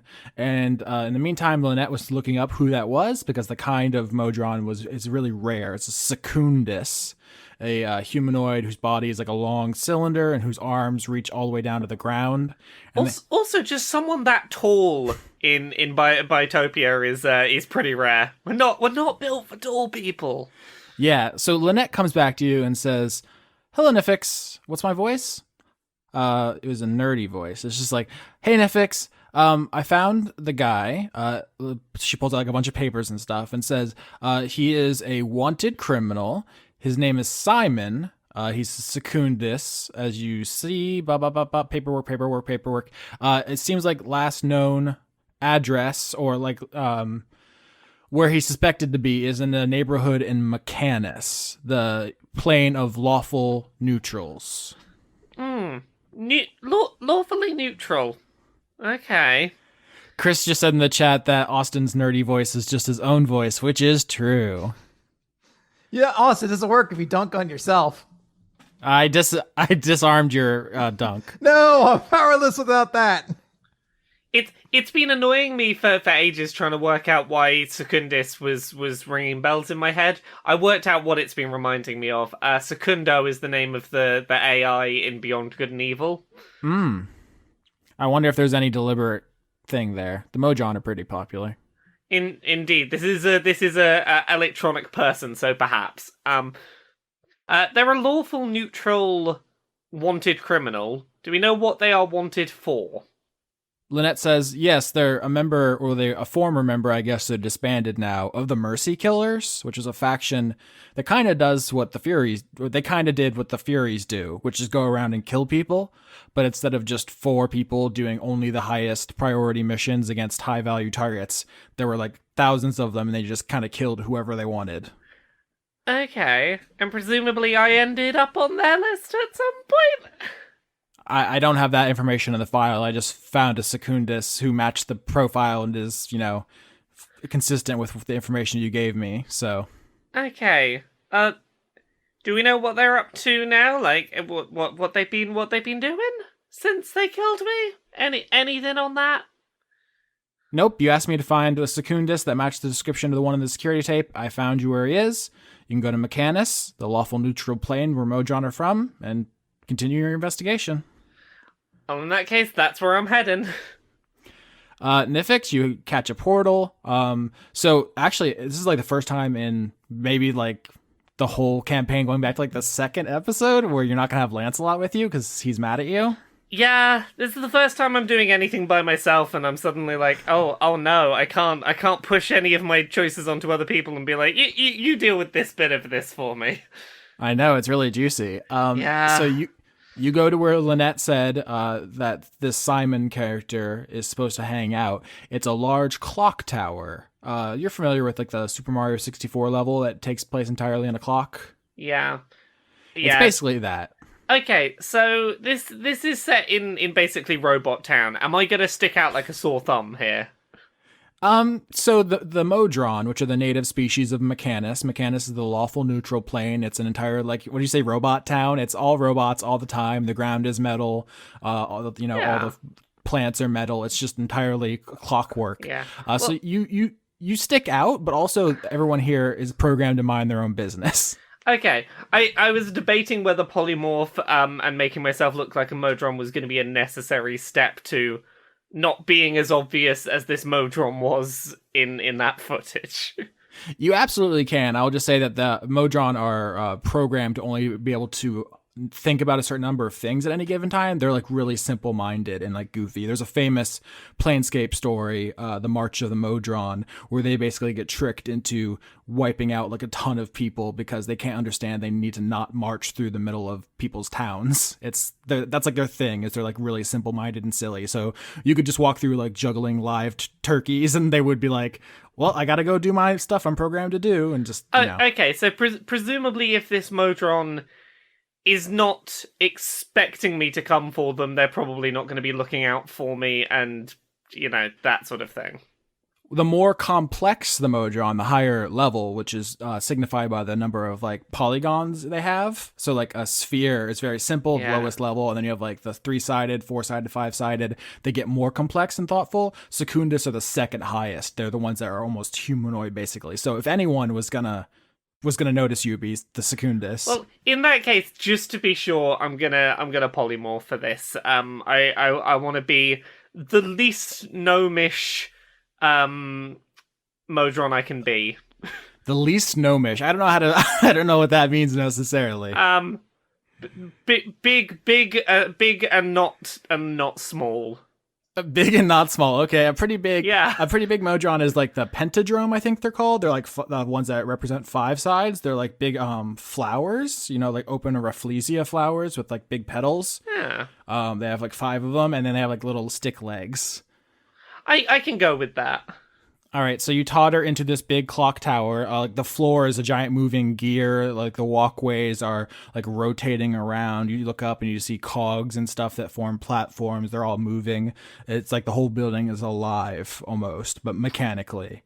If I look around, is there any sort of delineation of like, okay, the more simple low poly ones are in it over here doing this sort of stuff. The high poly ones are heading this way. Like, is there any way I can tell where I need to be heading if I want to be in, like high poly town? In this clock tower, you don't see anybody. It's just you and the clock tower right now. I'm assuming up the clock tower is a good direction to be going. All right, athletics to jump from gear to gear. Crit 23. All right, well, fuck all the challenges and puzzles I had, I guess. I've solved your gear puzzle. Yeah, I mean, you've mastered your speedrunner of the clock tower level in Mario. You know all the tricks. You know if you jump. I know if you do the backflip in a certain place, you can glitch into the geometry and backflip again and just sort of backflip up the whole tower. I mean, the secret is you have to see which way the arms are when you jump in, because that changes the speed that everything's rotating at. Yeah. So you know that, and you're easily able to climb up to the top of the clock tower. There's nothing really in here. It's kind of dusty and perception or investigation or insight. Maybe insight. That is a 10. That is a botch. You crit and then you botch. That's wonderful. Yeah. So you are a physical specimen of Olympic quality, but you are not paying attention. Yeah, I got too much on my mind. Yeah, you just think no one's here, and that's a great opportunity to find this guy, Simon the Secundus, and get some answers. And you climb to the top of the clock tower, which is a big gear that basically is the top, the highest level, like almost like the attic, and you can look out the face of the clock tower and see Mechanus below you. So you're like looking out through the glass, and you see the cityscape and all the little Modron walking around there, and you're standing behind the arms, the minute and the hour arms of the clock, and looking down on the city, but you don't see anybody here. Can I do? I don't know if this is how Modron work. Can I do detect thoughts to see if there's anything around me that I'm not seeing that is thinking? Yep, you cast detect thoughts, and you detect in the corner of the room there are thoughts which are, I don't think she sees me. Good. I'll just wait till she leaves. How to approach this? So yeah, you've solved my puzzle. Nifyx is going to use mass suggestion on this one thinking thing. Oh, this is such a good opportunity to try out your new spell if Modron didn't have an ability called Axiomatic Mind, which negates all mind-controlling magic. Fine. Because they are robots and you cannot influence their programming. Okay, that's fair. I didn't do this deliberately to fuck you. You just picked a weird spell for the robot mission. Yeah, well, I didn't pick it specifically for the robot mission. I picked it for a lot of stuff that's going to come up later, I'm sure. Yeah, it's a good spell. Yeah. Yeah, Nifyx is just gonna wander over to that corner. Yeah, so you can tell the thoughts are coming from there, and as you get closer, the person's thinking like, oh shit, oh shit, oh shit, but they're invisible, so they just don't move. You can stay in that corner as long as you want. I'm not going away. I am not here. You very much are here, though. Prove it. You think, therefore you am. Oh no. Error. No, I am kidding. Hold on, I will uninvisible. And the Secundus makes itself known. It is just a large metal cylinder man, no legs. The arms go from the shoulders down to the floor with long, spindly fingers, and then there's a low poly PS2 man's head on top. And the Secundus says, "What do you want?" So does this appear to be Simon? Yes. Okay. That is Simon S1M0N. Of course it is. At this point, Nifyx is gonna drop the polymorph and go, "So, I got killed. Let's talk about that." My condolences. Did you make a big habit out of going to gnome gaming conventions? There has been a confusion. Well, I feel like if there's a time to explain that confusion, it's now. Nifyx is going to cast Zone of Truth. Yeah, Zone of Truth works on Modron. So you cast Zone of Truth, and he's not going to resist you. And he says, "You understand, I cannot discuss my work." I'm gonna need you to. Did you kill me? My professional reputation prevents me from answering this question. Nifyx starts to warm up a good destructive wave and goes, "Your professional reputation's not gonna mean much if you're dead." So you're in the Zone of Truth as well. Yeah? Are you going to kill me? I would rather not. Are you going to kill me? Are you going to tell me anything? You won't kill me? I don't have to kill you to make it see that you that you can't do your job anymore. Anything you break, I can repair. Here's a question about Zone of Truth. If the person saying it believes it, does it matter whether it's actually Yes. It's whether you think it's true or not. So if you said the sky is purple and you actually thought that, you could say it. Yeah. Okay. I'm. This is what I'm trying to wrestle with. Is does Nifyx know she's not got it in her to do this, or does she think, no, I could do it. I would do it. I would do it if I had to. Yeah, I mean, you have this Modron backed into a corner, and he's saying you don't have what it takes. I will kill you if I have to. Calculating response. Not worth dying for. What is your deal? What did you do? I was a mercy killer. Yeah, we got that much. And presumably I am a person you killed. I do not know you. Okay, what were you doing at that convention in Bitopia? I was hunting prey. Who was the prey? We do not know his name. We call him the Man of 1,000 Faces. Okay. What do you know of them? His identity is a mystery. He kills without leaving a trace. Were you trying to kill my killer? It appears I failed. I am sorry. Yeah, you did. You did. Have you continued to try and find them? I have not. The Mercy Killers were disbanded. I am alone. Do you want to help try and find them? Because I really want to find them. What are you offering in return? I don't know, what were you getting out of killing before? It was my job. What sort of payment would you need for it to be your job again? What is money to me? I cannot live freely. I am a wanted man. I'm trying to think whether what ability Kato would have to go. Don't worry, you're with us now. And to have the being wanted be less of an issue. I don't know if that's something on the table potentially. So I mean, Kato is basically a Wall Street guy, very connected and influential. So maybe he can basically do a corruption and get this criminal thing taken care of for Simon. Yeah, it's possible. He says, "You can do this. You're in the zone of truth." it is possible. It's something I could try. Then I will help you find the man with 1,000 faces. Nice. I made a friend without having to take a faction. Yeah. Made a great friend. Hooray! Nifyx, as you go to leave the clock tower, you look like through the glass where the arms, the hands of the clock are, and out into the city one more time, and you see on a balcony in a building across the street, there's someone staring at you. Ruh-roh. It's the Lady of Pain. Oh, Lady of Pain, fuck. Fuck.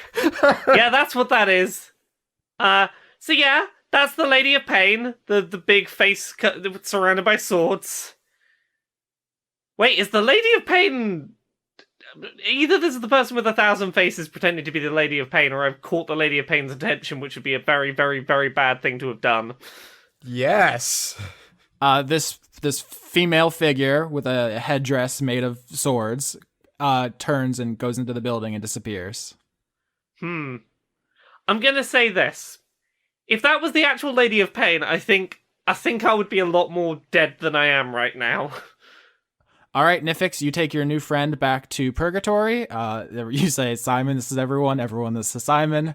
And he's like, beep boop, I am a robot. Yeah, I found us a murder bot. Cool. Hooray! I am going to boop the lizard. Boop. King is very distracted at the moment because he is reading a book about workplace office rules. And he's like, I think Kato's supposed to be giving us 2 15-minute breaks during our sessions. No, that's only if we do a full 8 hours. Also, it probably doesn't apply in the event of a private contractor. If it's less than 5 hours, you do not get a break. Also, time is weird in the planes. What about a 30-minute lunch? Only if corporate lets us get the discount on the lunch. Huh. Oh my god. Work is complicated. It really is. You guys should unionize. Yep. What, you mean like with glue? Yeah. What? Never mind. So everyone goes back to Kata's office to hear about the next mission. Actually, Lynette comes in, and she says, Cordelia, you're looking crooked, but also slim. It's all the rage. The me bone corset. Is there anything you want to tell me? I may have gotten stabbed, but I have a corset made out of my bones now, so it evens out. So you don't narc on Blake, is what you're saying. No, because I'm going to eat all his ice cream and cry in bed later. Aw. Fuck your ice cream, Blake. Hey, small price. So Lynette says, all right, I have your next mission for you.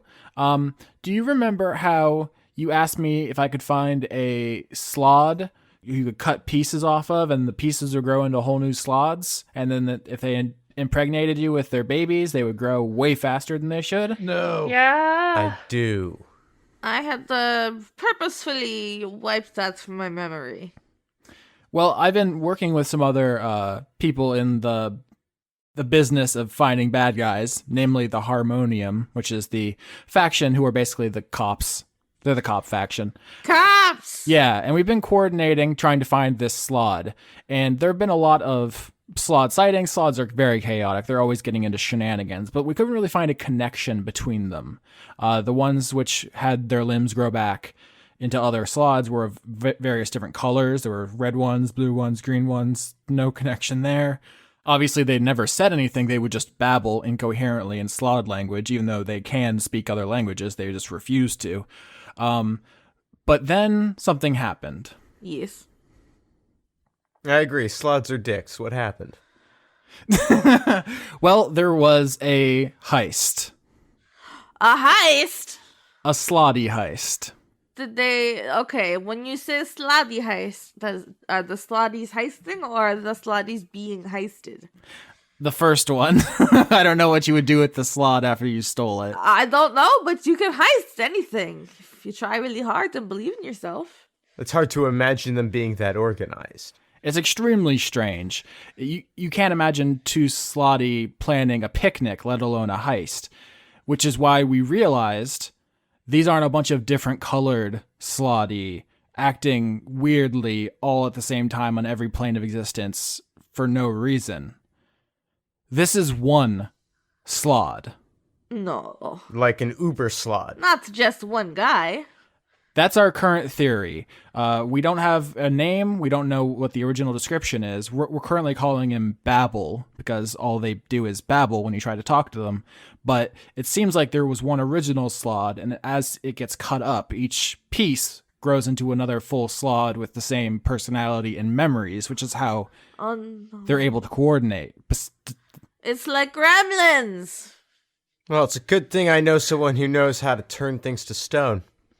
That is going to be extremely useful. Slotty can regenerate from any injury, and this one can turn any injury into additional More slotty. allies. So, Let's turn some frogs to stone. aren't you going to ask what they heisted? Oh, what did they heist? So you know how there's the physical world we currently exist in, and then there's the world of forms, which we all draw our conduits from. Yeah, yes, sure. No. Well, Continue. fair enough, King. Well, at any time, one form intersects with the physical world, which creates all kinds of different effects. Right now, it's the form of life, which makes resurrection possible. Oh. In addition to the effects that wreaks on the world, there's also a physical object from that intersection, which is to say, life itself is currently in the world. And in the hands of the Uber slot. That in the hands of something that already was essentially unkillable. So good luck killing it.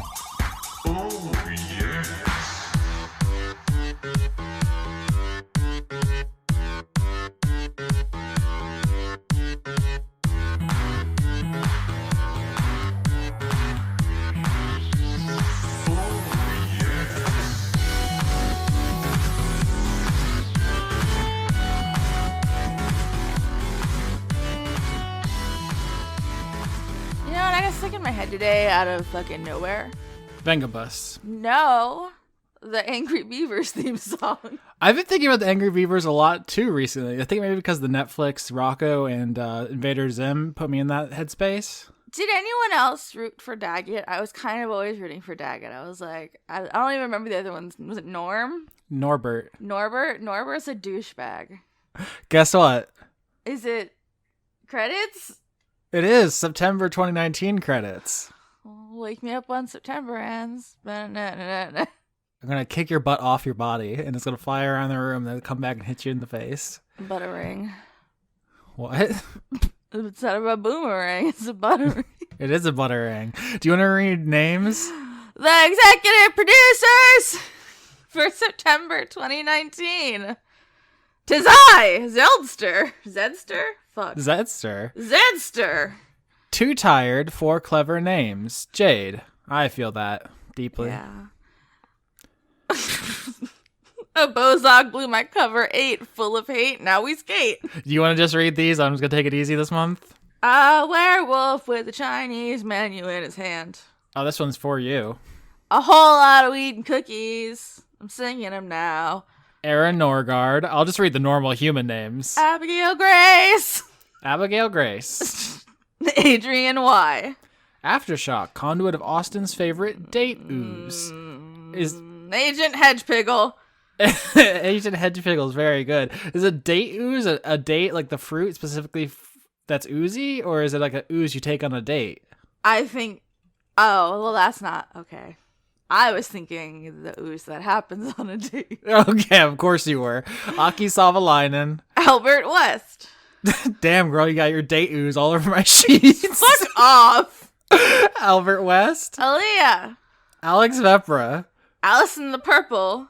Is Moose a plant? We found a different animal named Moose recently, and we were heartbroken that it wasn't the same Moose. It was that a dog, one was right? a cat. No, it was a cat. It was a cat. An otter swimming with Sean Astin. That's what he deserves. Andrew Birmingham. Andrew Fedgy. 30 to 50 feral conduits. Keeping it alive for us. Yeah. Andrew Grothin. Andrew R. Andy Harkins. Anna. Anna, conduit of procrastination. Anthony, patron of Dora. Antonio, conduit of snacks. Antonio, I'll find you later. That would be a really good power, just to always be able to have snacks. Dude, for real. Arachnovolt, keeper of the credit prison and incarcerator of Brent. I thought it was incinerator of Brent Oh at no, first. that's too much corporal punishment. You can do that one.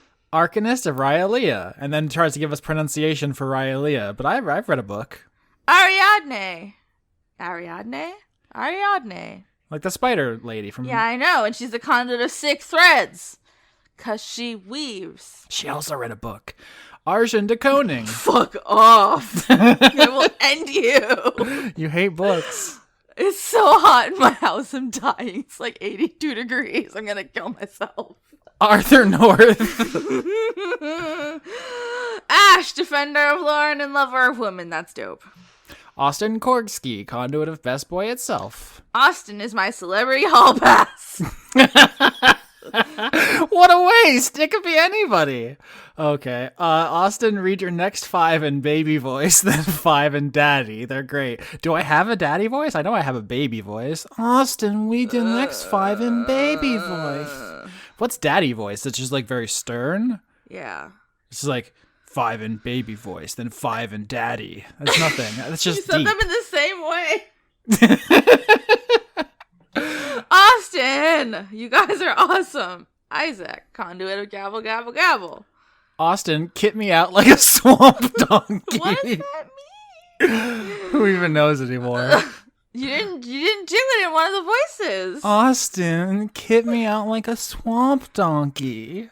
I was like, we need to go fast. And it's like 8 minutes in and we're not even out of the A's. Oops. Backwards of conduit sparkle, and now we're out of the A's. Becky Toothill, property of Janiac. Beef Swellington, conduit of meat. BJ, conduit of miniature giant space hamsters. B. Ray Echo. Why do I always get this one? Before we continue, I gotta say, I got tiny nips.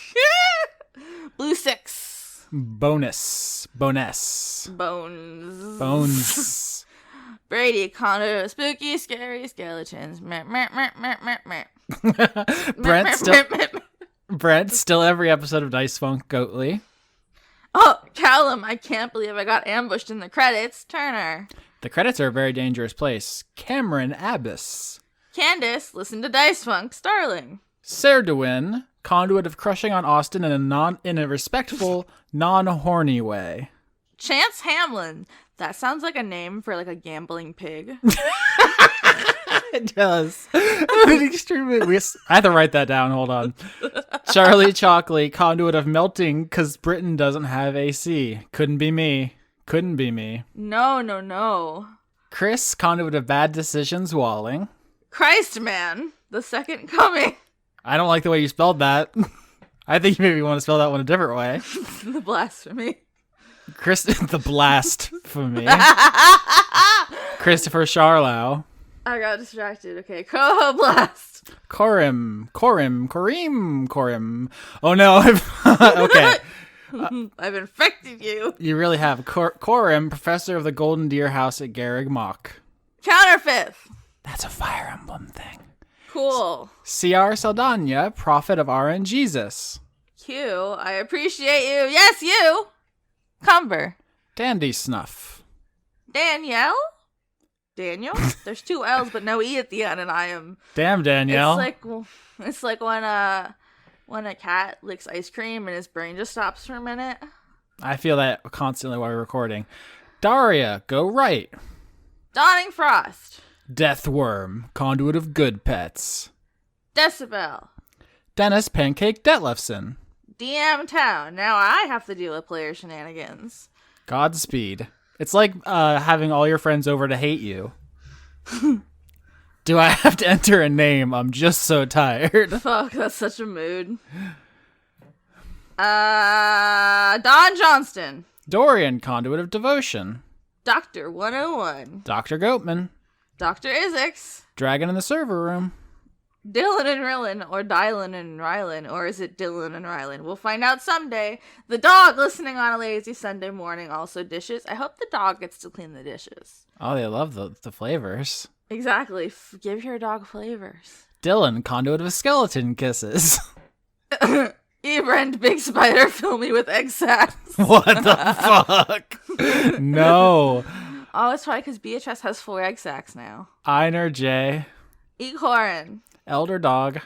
Elderly goose, conduit of buns. Eleanor and Anantices Periton, horned vampire lady with depression. Aline! The horned vampire lady with depression is a powerful Tim Burton aesthetic. Yeah, it's very relatable. Elizabeth Jackalope. Elusive Lily. Emma, Moose is doing good, and a vertebrae. Oh god. Oh, fuck. What did we not say yet? I can't do this for much longer, Emma. You're killing me. I need to know. Sugar glider. Quadamundi. Ferret. Quadamundi. Hamster, gerbil, guinea pig. What other small things? Empress Quintillion Galaxion, first of fair name and ruler of the galaxy. I think that's legally binding now. Enrico Vandane. Erica Faye. Erwan Lelagadek. Extellaris. Florian H. Forgotten patron, Kiefer Lowe. Do we mess up yeah. their name one month? Is that what this is about? Last month we forgot it. Do you not read your mentions, Austin? I do. I just... Listen, there's hundreds of names. Well, I apologize. You're welcome. I bet it was Awesome. Patreon's fault. Yeah, let's blame them. Francois Arsenal. Francois V. Frank Sands, Listen to Continue podcast, and Dice Funk.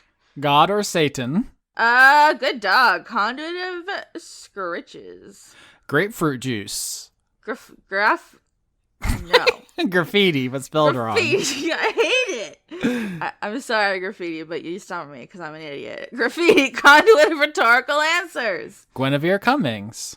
HGFNBFBRSCMHGFRPTHFC. It's all the fucking... I would be confused, except the next one is literally Athol Grunderson, first of his name, born of fire, brimstone redeemer of which is, yeah. I read the initials. I'm not going to say the whole thing. You can't make me. You can. Harley Astor. Harrison Andrew. Do you forget how to read every couple seconds? Is that what's going on? I get into I get into it, and then I lose my spot because Okay. I get excited because I'm looking at my waves because I'm trying to do okay, but I keep screaming. You really do keep screaming. I'm having so much fun. Harry, king, the jock dumbass of my dreams. Hedron Master. He's a good dog, Brent. Nope, I fucked it up. He's a good Brent, dogs.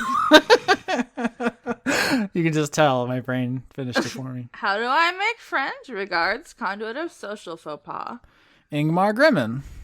Isaac, conduit of Tux the Penguin. Hell yeah, I like. You a fan of Tux? I am. Jaden. James Neely. Jamie, conduit of accidental doming. Sir. We've all been there. Janiac, conduit of thankfulness for being on the show. Yep, if you haven't listened to the one shot, she played 2x4, a character whose name will haunt me for the rest of my Amazing. life. That's so good. Jaspel, there is a mustelid hiding in my topiary. Give it to Austin. For real. J. Logan, conduit of queerness, mage of life. Jayish Wizard, the Wizard of J. Jealous goddess cosplay. Jen. Jenny Colby. Jerry, God, I'm tired. Flowers. It's like the third name we've got, which just says, oh God, I'm so tired. That is very true. Jermaine Walls, conduit of cryptid grappling. Grappling? You can't see my facial expression. Gelfling. Gelfling. Jess Faget, conduit of veggies. Joanna the Wrenchwing. John Madera will be a polar bear in the next Bloody Roar. I'm rooting for you, John. John Potts. John Barnett, conduit of pillows. John, conduit of subpar joke names. Joseph Timbrello. Josie, vengeance paladin of sun dragons. That's Josie's gonna show up in like 3 seasons and get revenge finally for Markov. Whatever.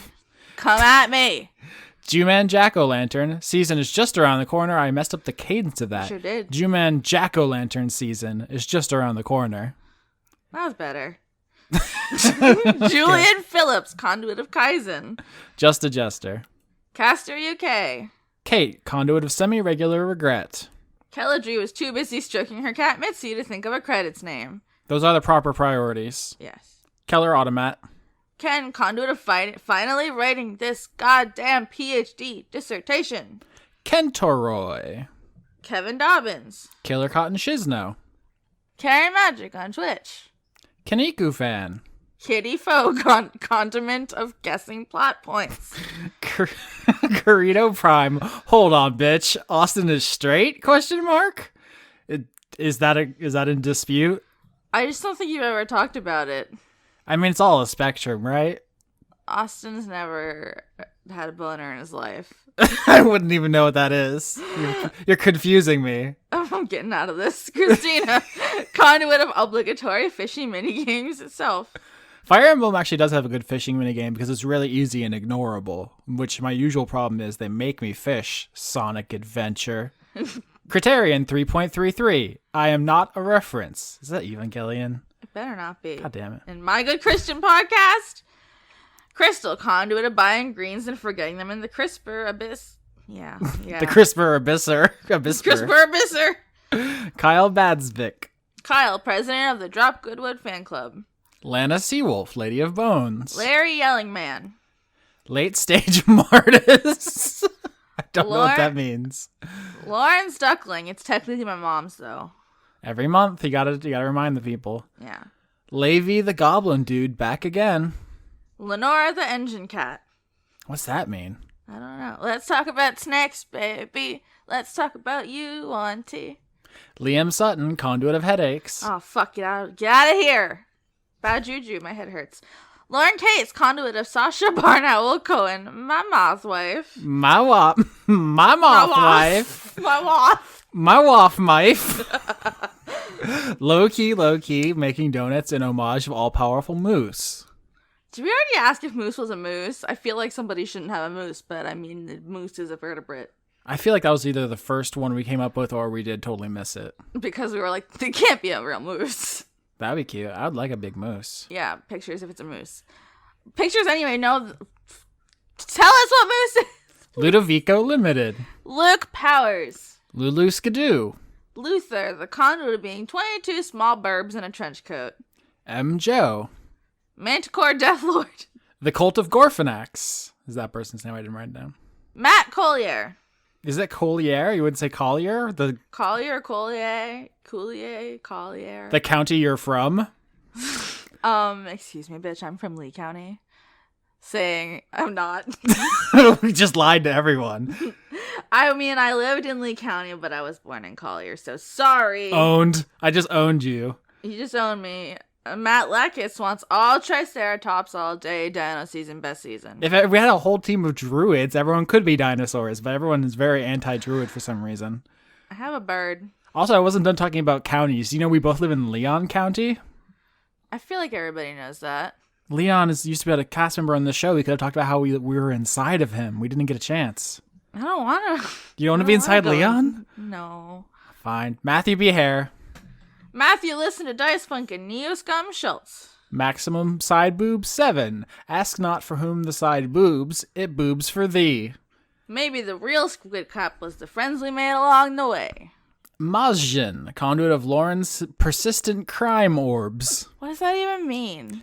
It's a reference to the last shard point one shot, but also I think your cats are crime orbs. Yeah. Melbent.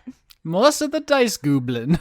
I forgot about the Goblin. Michael Hall. Michelle Minkler. And then there's just a bunch of untranslated German. I'm sorry about your name, Minkler. Please have mercy. Do you want to try the German? I recognize the Liebe because I think they say it in the beginning of Cabaret. I can sing that song. Arspel macht weiter so. Midlife stasis. Mike draws the nut button in repose. Miko from Finland. You should bring the nut button to the credits. They go together well, I think. Oh, yeah. Miles, conduit of being a pharmacy student.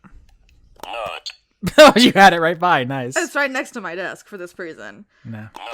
I forgot. Okay. Modified Matthew. Morgan Rapp. Mr. Willie, Phoenix, Steven, Lesbian Seagull, Pooh Bear Shaker. My Valentine is postmodern artist Cy Twombly.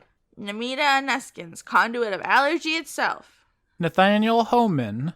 Nefas Decidia is lonely gay sheep. I'd never pet a sheep before. That sounds good. They're good. They're very good. They like to headbutt.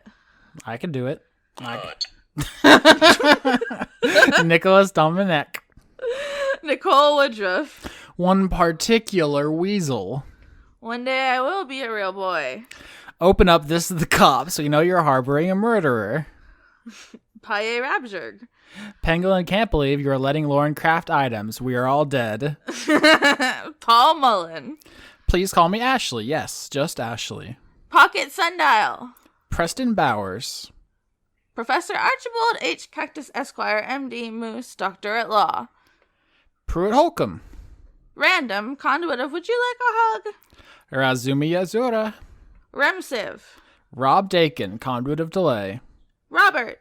Robert Chisholm, conduit of efficiency. Give me some of that. Robert E. Calf Baker, conduit of late name changes. Robert Tuthill. Tuthill? Rowlett uses roundness. It's super effective. Oh boy. Romy. As you think, it's R-U-O and then capital M-I. I don't know. It's something Rouo, Michigan? Salad Child. Sam Zdenowitz. Sean Linesberg. Some days you think you're fluent in a language, and then there are times you speak it and you realize you don't know shit. Sean, the host of Funk Dunk Plays. Summons, conduit of Harder Slatty. Shane Sedgwick. Shane Ware wishes you a happy belated birthday, Lauren. Stay awesome. Thank you. Birthday. That's right. I'm 27 now. Birthday. Shit's whack as hell these days, huh? Oh, I wanted to do that one. No, I wanted you to get the next one. No, why have you done this? After everything I've done for you. Come on. I have to say, they're going to clip this. This audio is going to be out there forever. Come on. Show me how to keep my pussy closed. Followed by Sin Milk Tom. Leave my pussy alone. Sir Octopus, conduit of chivalrous cephalopods. Oh my goodness gracious. Do you need me to do this one? Yeah, please. Slime King Mike, conduit of Lloyd with a cat's 2019 face. I did see that art. Slime King I'm Mike. so happy you get the next one. Incredible. Sorry about the tentacle Fuda thing. Didn't mean to upset Austin. I'm always upset. I'm a fragile baby. I've never been horny. Please be gentle. Spinal did nothing wrong. Or Spinel? Spinel. I don't think it's Italian. I don't think it is either. Spooky, scary, scareny. I don't know, but I feel like the next one is a trap and I need you to read it. Stephen Lone, pronounced Lone, but go easy on the A, okay? Also pizza. Sternad, conduit of consonants. Summer yam, and the living's easy. Summer yam and the living's easy. I like yams with marshmallows on top. Okay. I like yams a lot, okay? I lost this box. I was thinking about yams. Sweet dreams are made of these. Who am I to disagree? Sydney Marsing. Saritha, asexual and loving it. It does sound really good. Tales of Inquiry. Queer. That's good. Yeah. Hyphens. Teraflops. The cast of Dungeons the Gathering. The Garrigmach HR department. We try. That's another Fire Emblem thing. You little fuck. Fine. The murderous mongoose who is secretly standing directly behind you. He deserves it if he snuck up on me. I'm much bigger. Not spiritually. Damn, the notorious boy got a job. The precursor. Titty pics as legal tender 2020. Okay, but please, I have so many. I'd be rich. I'd be a millionaire. You would be the 1%, and I would be so terribly impoverished. I would lavish my wealth upon you. Thank you. Toby Gleason stack. Tom Bowers.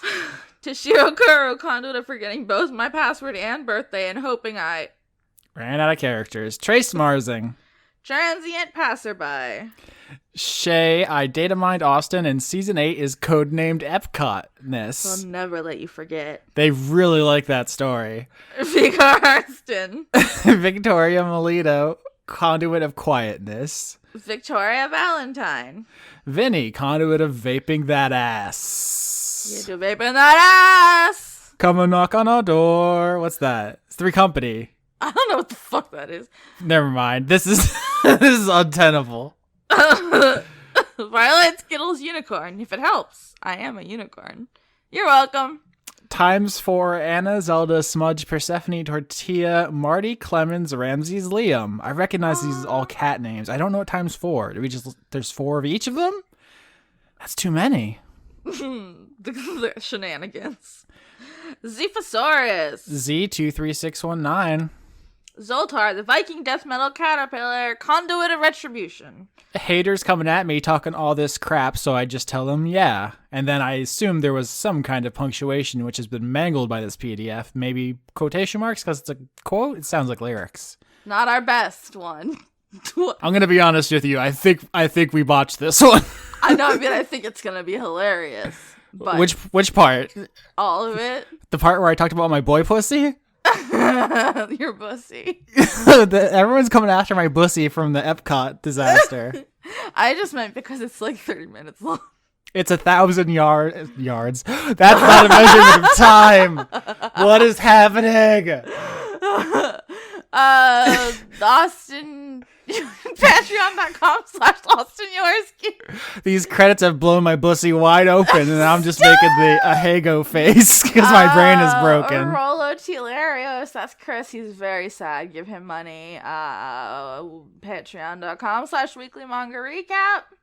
Yeah, I've lost track of which ones you've said. They're all in the credits. Laura K. Buzz, Patreon, of course. That's Conrad. We're on iTunes, Google Play, YouTube, Podbean. I'm on Twitter. Vargalicious. It's in the thing. Please just support the show. I'm trying my best. Please. I'm slowly killing him. Please help him. She's doing it on purpose. It's not on purpose. I'm just a monster.